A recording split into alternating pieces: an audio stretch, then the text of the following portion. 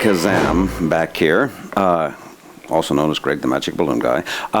I'm going to make an owl for you. Now, kids would ask me for owls, and I'd always say, no, I refuse to make owls because they're endangered. But the truth is because I just didn't know how to make them. But then my little granddaughter, Susan, she loves owls, and so I gave in, and I decided to learn how to make an owl. So this is what I'm able to make. So if you're interested in an owl like this, then watch the rest of this video. Okay, so we will use brown. I think brown is a better color for the owl.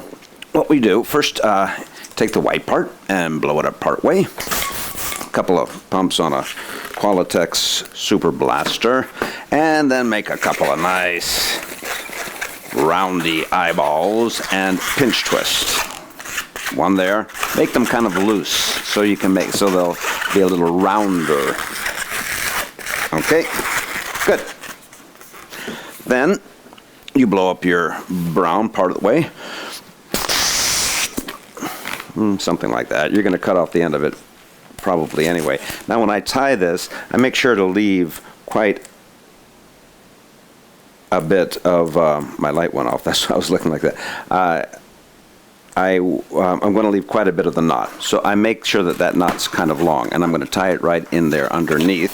So you wrap it and tie it. And that's why you have to have a little extra, because it's not your normal tie. Then we're going to bring this over and twist it down here at the base. Try to get the eyes situated. So, oh, I forgot one part. Now that's normally how you would do a bird. You twist it over the eyes, and then you twist it into here. With most birds, you tie the ends of the two balloons together, not how I tied it at the base of these. But anyway, the difference with this owl, because you need the horn on the top, about the midway up, I'm going to make a small little pinch twist, and that's going to be to hold the horn like that. It doesn't have to be big. Small is good. And then I bring the rest down and twist it at the base of the eyes. It's a little tricky trying to get those eyes to stay in place and all that, and we'll have to work with it a little bit to adjust it in a minute. Okay, so then we'll make the body. I try to make the body small myself because a smaller body means that the head looks bigger, and owls kind of have big heads, you know. So twist it like that, and then bring the brown up. I'm going to twist it here, and then twist it around the base of the neck, and then back down and twist it here at the base of the bottom. Okay, now we're going to make the 2 feet. Twist here, that's 1 foot, and is it called a foot? Yeah, I guess it's called a foot. And the other one, and you twist it like this. Okay, and then you have a huge tail. Owls, I don't know if owls have huge tails, so maybe we'll get rid of some of that. And I showed you before how to pop a balloon. So now I'm going to want to keep some of this. I don't want it all gone. I have to have a little bit of it to hold the feet together. So I'm going to want to twist here, and that's going to keep the air from escaping from there completely. And then I can just do my karate chop twist, and I'm still holding it. And because it was twisted, the air hasn't all let out. Now I grab it here at the base, and I can tie that off. Okay, so now that tail is going to hold those legs together. Now this one, we don't need anything left. We can just pop the whole thing off. But I'm going to twist it through a few times, up and around and down and around the corner, just to make sure that it holds everything together nicely. Okay, now I don't have to worry about it, and I can just get rid of it. And you can tie it if you want. You don't want any air in it when you tie it, but you can tie the end just to keep it tidy if you want to. Okay, so there we have the owl, but he's all messed up because his eyes are here and his head's up here. His eyes have to be in between here, because that's the top. Remember, that's going to hold the horned owl. So you just kind of position it and work the eyes up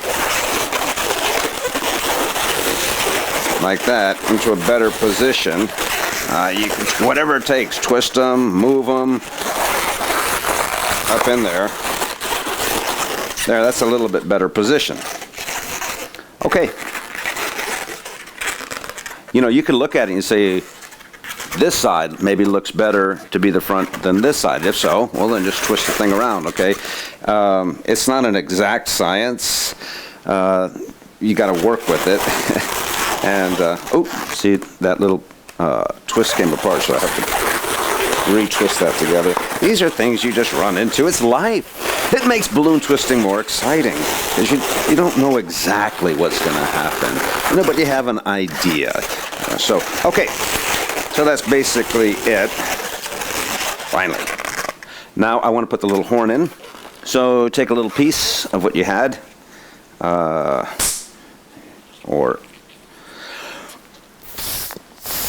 Boy, it's hard to blow up a balloon with no little lip thing at the end. There, okay, I got it. Just need a little bit. That's probably too much. I'm going to let some of the air out. Good. And then you tie that off at that side and make it nice and loose. And I'm going to tie it here like that. Okay. Now I want to get rid of this part. Now, as I taught you in how to pop a balloon, that's hard because there's no air in there. You know, I could try, but it just kind of stretches. You shouldn't really bite a balloon when you're twisting balloons. It's unprofessional. But I know you guys understand. You use scissors, it's better. And then, you know, you get that. Okay, so now I've got this little part, this for the horn. So you twist it in the middle. Try to get it even.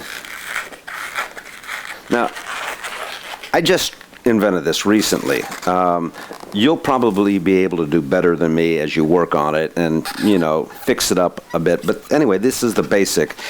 And then you just take this and put it through that pinch twist at the top. Now, right now, the pinch twist is facing this way. I'm going to want it to face the other way. But anyway, it doesn't matter at this point. I'm just twisting this around to make sure that both sides are even.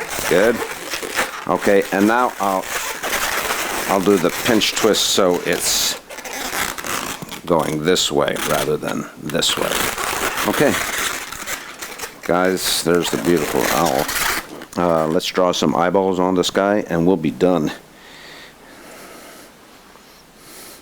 The things I do for my granddaughter, Susan. Okay. Okay, well, that's basically it.